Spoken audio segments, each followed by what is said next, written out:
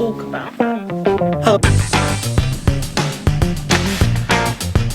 It's quite poor.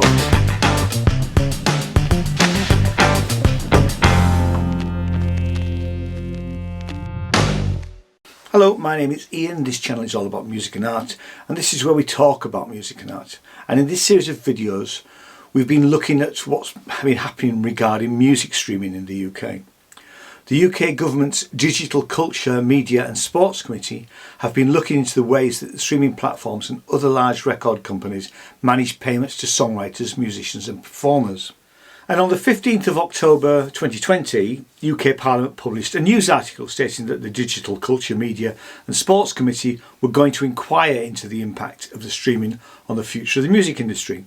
The article stated that the inquiry would consider whether the government should take action to protect the industry from piracy in the wake of steps taken by the EU on copyright and intellectual property rights. Now, I knew that there were some high-profile musicians and music industry types who were giving evidence to the committee. And the first of these meetings was on the 24th of November 2020, with another meeting on the 8th of December. And now these were long meetings lasting over 3 hours. So what I've done is I've decided to edit them down into shorter videos, and the links to all the previous meeting videos are in the description down below. The Digital Culture, Media and Sports Committee is now back in session, and they have 2 more meetings. We've just uploaded the meetings from January the 19th, 2021, and now we're going to cover the February the 4th meetings. And there is another meeting scheduled for the 10th of February, which will include when it's available. And it's worth providing a background to the witnesses giving evidence on this session from the 4th of February 2021. First, we have Yvette Griffiths, who is co-chief executive and executive director of Jazz Refresh. Her career has spanned both theatre, music, film and the management of major corporate events, companies and teams. This experience spans over 30 years, with most of it being in the senior management positions in the arts. We also have Pacifico, who is the Chief Executive of the Association of Independent Music, AIMS, which represents over 800 UK independent music companies, and he was previously CFO of the Featured Artists Coalition, FAC, a position that he held since January 2015. He was also president of the International Artists Organisation prior to joining FAC. Pacifico spent almost 10 years in the city in banking and strategy consultancy before leaving to focus on Specific Music in 2005. Specific Music is a creative music consultancy which designs and delivers bespoke music for industry clients as well as brands and charities. He also set up the All Star Collective, which is made up to 40 of the world's top session musicians. He continues to perform and record in his band Pacifico Blues. And lastly, we have Rupert Skellett, who is the General Counsel at Beggars Group. Rupert got the job when Martin Mills, the owner of Beggars, decided he wanted in-house person. Mills had already been doing the job for a couple of years, and essentially he was a natural choice and has been with Beggars for 20 years. All of the sessions for these committees were chaired by Julian Knight, and the complete list of committee members and the relevant links are in the description down below. This recording is made in agreement with the UK Parliament Terms and Conditions, which states I cannot alter the video and audio of the recording in any way. I can't use this material for satire or use it on a website or social media platform that promotes, encourages or facilitates illegal activity or encourages hatred and antisocial behaviour. So, here is part 1 from the session from the 4th of February 2021 into the economics of music streaming.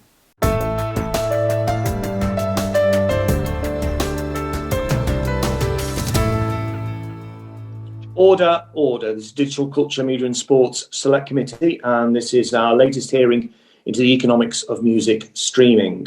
Today we are joined by Paul Pacifico, CEO of the Association of Independent Music, Rupert Skellett, Chief Counsel, Beggars Group Limited, and Yvette Griffith, Co-CEO and Executive Director, Jazz Refreshed. Thank you all for joining us today. Thank you for having us. Just before we start with the first question, I'm just going to go to any members who have any interest to declare. Kevin Brennan.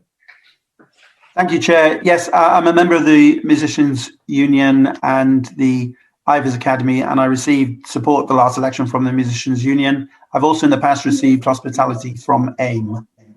Thank you. Alex Davis-Jones. Yes, thank you, Chair. I'd like to declare that I'm a member of the Musicians Union. Thank you. Brilliant. My first question then is to Mr. Pacifico.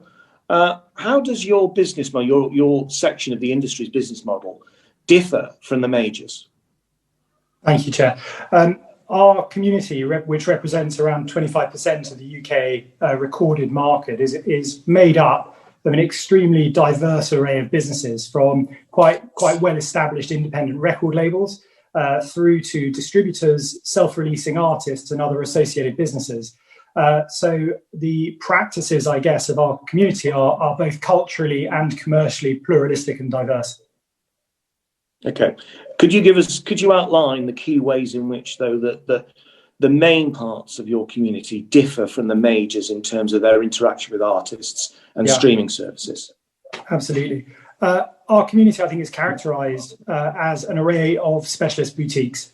Our members generally have genre or geographical specificity. They attract artists through the community practices of fair dealing and expertise, specialisation, and tend to offer what are perceived to be, thought to be, and recognised to be, if you like, fairer, more equitable deals with artists, including, for example, an array of 50-50 net profit shares and other practices such as those. Okay, you've given us one example there. Obviously, we know the makeup of the major labels and how they interact, basically who takes what share.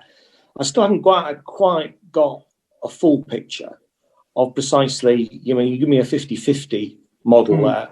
Is that atypical? What are the other sort of predominant models within your section of the industry? The entire spectrum. So actually there are members within our community who will be doing fairly traditional royalty and advances-led deals. So if there were the traditional ones, sorry, I don't want to get this very clear. If there were the traditional ones, would they be very similar in terms of who gets what, as with the majors? That's a good question. I think it's probably a difficult one to answer. Let me explain why, maybe. It's easy to talk about headline royalty rates, for example. But our experience is that very long record contracts, as I think with our evidence, we submitted an appendix called the Fair Digital Deals Declaration, at the top of which there's a great Tom Waits quote, the large print giveth and the small print taketh away. When looking at headline royalty rates, independent labels tend to pride themselves on the fact that what you see is what you get, and that you're treated fairly and transparently. That is not always the case in other areas of our sector, I understand. Okay, I think you just maybe perhaps, I'm very grateful for your evidence, but actually I don't feel as if you're being particularly direct. Okay. When you say that what you see is what you get effectively in the contract, and you are punished in the small print maybe with other players in the industry, the majors, what is it specifically you are talking about, and what impact does it have on the bottom line for the artist? Specific examples that are good to point to would be, for example, the commitment from our community to share the proceeds of non-attributable revenues, so black box revenues that I know have been discussed in previous evidence. Also, the sale of the proceeds of any sales of equity.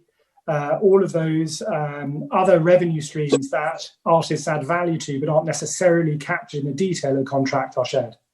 And those are things, I'm going to call Yvette in a second, but those are things effectively that in a standard major contract, that's the devil in the detail that's often there in terms of the black box earnings, whereas in many of the contracts in your grouping, those black box earnings and other modes of income streams, so to speak, they are more transparent. Would that be fair?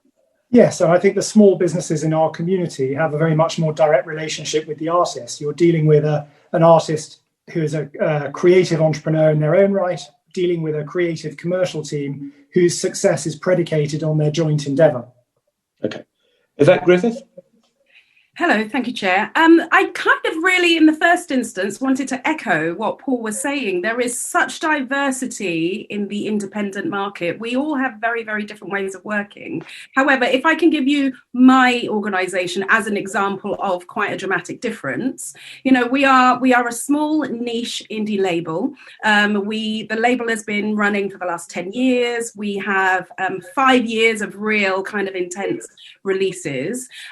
Our focus really is about providing opportunities for the artists. It's about getting the first step into their recording careers. So we very often work with the emerging artists, and bearing that in mind, we don't want them to be walking through the first part of their career with the burden of, you know, heavy kind of recoupment packages that need to kind of be addressed. So one of the things that we do is, you know, the recoupment pot is a shared pot. So you might call it a profit share. The recoupment comes from everybody's income, not just the artists. And then it's a straight 50-50 split. We provide a lot of in-kind to our artists, again, so that the recoupment pot actually isn't that big. We're an interesting nuance in that we are a not-for-profit label. Any of our royalties go straight back into the business to support the next artist that we're going to actually work with. We have salaries. We are Arts Council funded. We do get some money from PRS Foundation because they're very clear. We are there for the artist and for the step change in their career that's going to help them be noticed by the majors, who may then want to have those bigger deals with them, who may want to pay the advances. We don't pay advances, for example, because we want to make it as cost effective and cost efficient for the artists as early and as quickly as possible. I get that. I'll come to you in a second, Rupert, but just to follow up briefly on that, I mean, I get the idea there's more of a mutual model, a sort of, I mean, this is probably an area I understand much more than music. You're sort of like a wine society of music, if you like, which is something I understand much more about. But when you said about of in kind, and effectively that is a means of recoupment, what do you mean by that? Give me an example. So we will make music videos for our artists for one or two of the tracks that we release. They won't have to pay anything back on that. So we have the manpower to actually, and the talent and the creativity. We will create all of that. We'll storyboard that. We'll record with them, whether it's an animation or whether it's something that they're actually in. There is no cost to the artist for that. We will do all the photography for their press releases that they can use when they move on into the world with additional gigs, etc. There's no cost to the artist for that. The artwork for the actual release itself, for the album, there's no charge for that. There are a lot of things that we do that we don't want to burden the artist with the cost of. So really what we're looking at when we have the deals with the artist, it's more about the manufacture and some of the PR fundamentally. And if there's a bit of producing and mixing and mastering, you know, and if necessary, the recording, very often the artists come to us with the recording already done, to be honest with you. So, you know, it's a very, very different model. We give a lot because we really want to support that first step in their career. We don't want them, you know, stepping out into the product catalogue recording world, having this big financial burden around their neck. Thank you. Rupert Skellett? Yes, hello, Chair. I just wanted to say that the traditional points deal is often appropriate where risk investment is involved. So that's why you see it a lot if you have very large advances or very large recording costs and you have an artist without a track record of success. And to a large extent nowadays, if the artist does have any success, they can choose not to do that kind of deal. They can forego the big upfront payments and they can choose to have a net receipts deal, or they can go for a distribution deal. As long as they've had some sort of degree of success, they can pretty much choose any deal they like. Obviously for new artists with no track record at all, often the points deal is the way to go because there's a balance between the risk investment and the split, which obviously favours the label. And when you say a good deal, when you say a good deal of success, that normally, presumably, would that be social media? And effectively, they've made an impact there, and then that means that they're more marketable, and then they can say, okay, well, we won't go through because we've already done some of the base work, effectively, of putting our name out there. So therefore, we don't need that traditional approach. Therefore, we're much more minded towards a more flexible type of arrangement.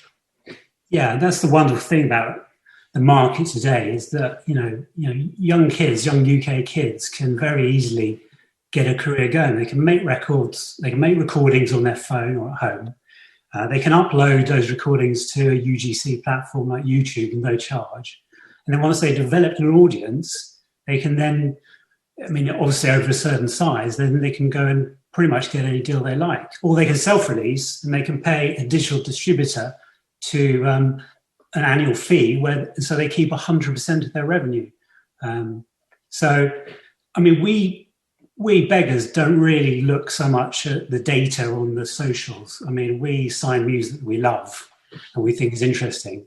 But I know that certain other labels, majors, do look very closely at those metrics, and you see why, because their focus is streaming. And I think it's probably fair to say that most major labels probably not interested in an artist that doesn't have streaming potential, whereas independents are quite happy to just have physical records.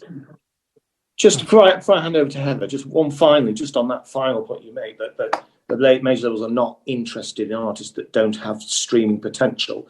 Is that because the profit margin is much greater if they do have the streaming potential than if they don't? Do they make a bigger slice of do they get a bigger slice of the pie, so to speak, when it comes to streaming? Sorry, who's that to you? Rupert. Sorry. Yes, to you, Rupert. Sorry. So, sorry, the question was, do they, obviously, the potential profits of streaming are very great if they have an artist royalty at around 20%, and it really explodes, because they will obviously invest in advances, recording costs, but they'll also invest very heavily in marketing costs, and that's something that I don't think has come across the evidence so far. And that is a label cost completely. So, typically, for instance, if we look at Beggars figures, we spend 29% of our gross revenue from new releases on marketing. So the benefits of streaming, obviously, the profit margins for streaming are better than probably physical records at the moment, because for physical records, you have distribution costs, you have freight costs, storage costs, etc. Yeah. Okay. Thank you, Heather Wheeler. Thank you very much, Chair. I'm interested in comparing how music is licensed from recording to publishing. So the major record labels have told us that licensing directly with the streaming services allows them to command better prices for access to their catalogues. So, and then that benefits the artists. So is this an assessment that you agree with? I don't mind who answers. I suppose I just go for free, didn't I? Yes, please. Jump in if you like. Yes, I think we would concur with that assessment. In most markets across the economy, you would expect smaller operators to suffer when negotiating with large organisations. If you're a small food supplier dealing with a big supermarket, you don't expect to get great rates. In the independent music community, we have addressed some of those challenges, for example, with the formation of a licensing partnership in Merlin, an international licensing organisation that licenses on our behalf and enables us to take advantage of the best available rates in the market. Okay. Does anybody else want to come in? Rupert or Yvette? This is Wheeler. The licensing of publishing rights is very complicated, because with streaming, they split the publishing right into performance and reproduction. So the performance, half of that will go to the PRO and the other half will go to the publisher, and the reproduction will go to the publisher. So that means there are two entities that you need to contend with. So the PRO will have all the performance rights and be able to pay the writer directly.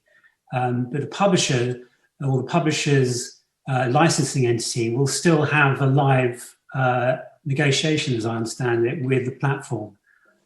There's no sort of industry set rate, although the rate in the UK tends to be around 15% for streaming for publishing. Right. Yvette, or shall I move on to my next question? You've got an answer for me. I'd love to hear it, but don't worry if you haven't. No, that's very good of you. So my final question, and then pass on to the rest of the gang.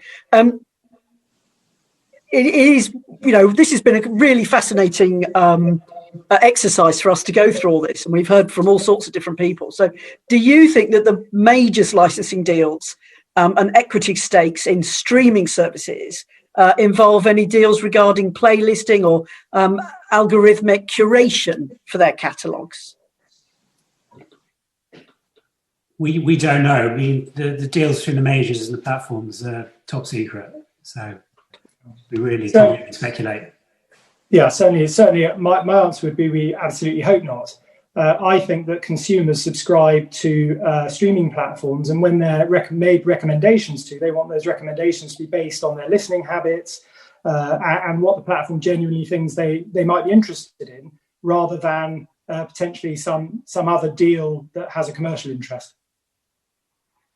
Yvette, is your niche area? Well, I think I would echo exactly what Paul and Rupert have both said, in the context that we don't know, we hope not, and we'd like to think that these platforms are working in a way which responds to the users' listening patterns, as opposed to investment going in from the majors.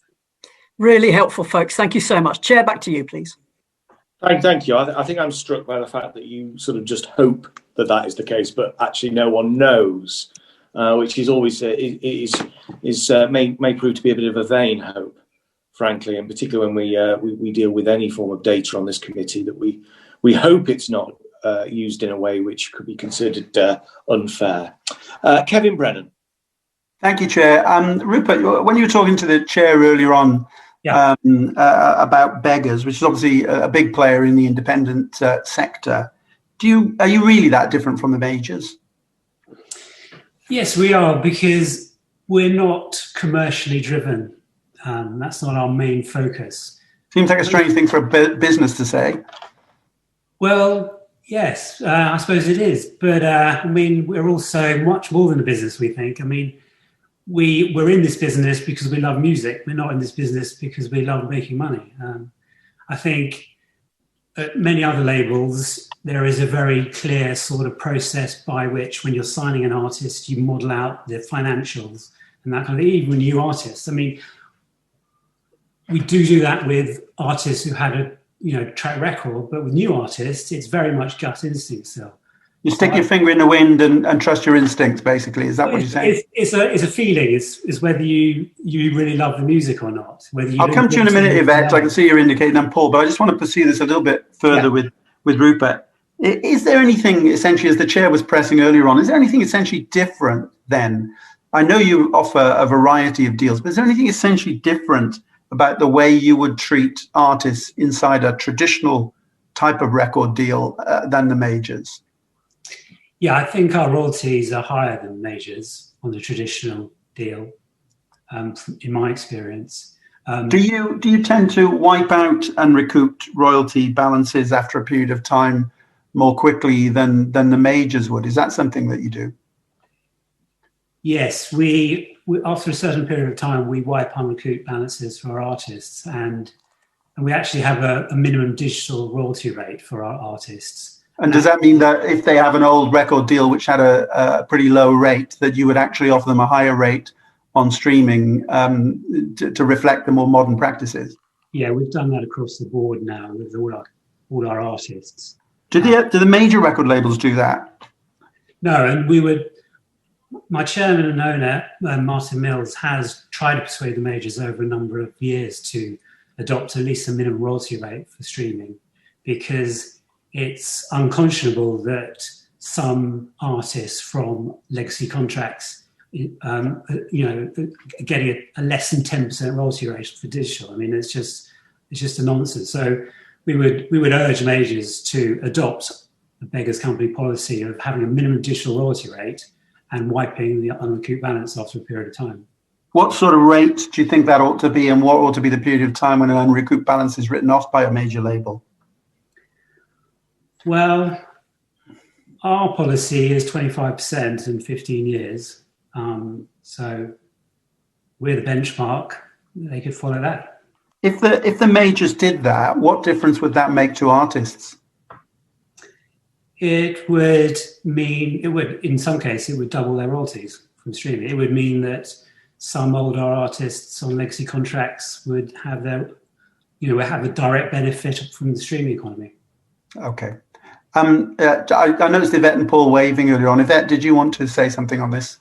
I just kind of wanted to echo the beginning of what Rupert was saying in the context of, the reason why a lot of the indies exist. It really is first and foremost the music, the commerciality, if that exists, kind of comes second to that. It really is about identifying talent. For us, it's a vocation. We're doing it because we believe in the music. We believe in the artists that we're working with. It's not just about, can this artist make us money?